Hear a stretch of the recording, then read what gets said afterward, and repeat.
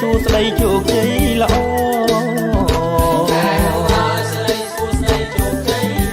សម្រាប់បំផុតនៅពុទ្ធបរិទ្ធិបវរសេរីសួស្ដី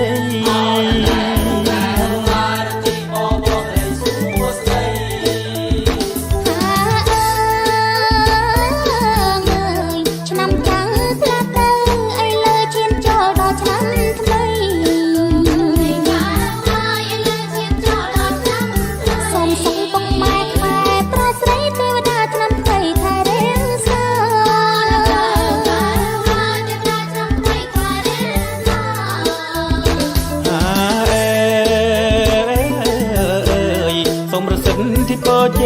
ជួនទៅពីស័យបានក្តីសុខាnămថ្មីចិនថ្មីល្អថ្លៃថ្លាកុំឲ្យសង្សារផ្លាំងប្រថៃ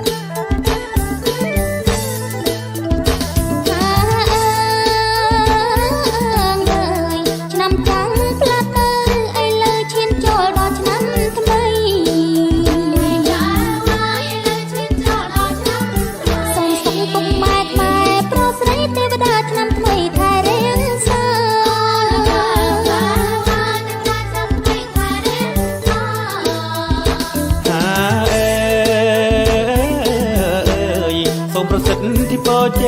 ជួនទៅពីស័យបានក្តីសុខាណាត់ថ្មីចិនថ្មីល្អថ្លៃថ្លាកុំឲ្យសង្សារ